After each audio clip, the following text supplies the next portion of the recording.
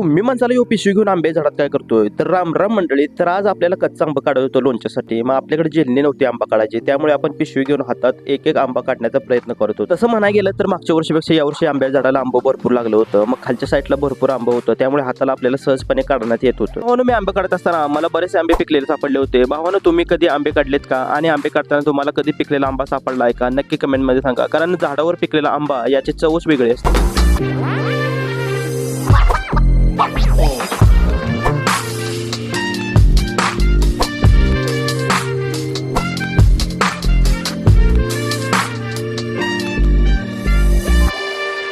भावानं रानात जनावरची चालण्यासाठी थोडीशी ज्वारी विस्कटली होती. मग ज्वारी 4-5 दिवसामध्ये उगवली होती. मग ती कशा पद्धतीने उगवली होती हे थोडंसं बघितलं. भावानं खरं सांगायचं म्हणजे मी पहिल्यांदाच रानात ज्वारी विस्कटली होती आणि ती चांगल्या पद्धतीने उगवली होती याचा मला फार आनंद झाला. तर भावानं व्हिडिओ थोडा जरी आवडला तर व्हिडिओला लाईक, शेअर आणि फॉलो तेवढं नक्की करा की राव.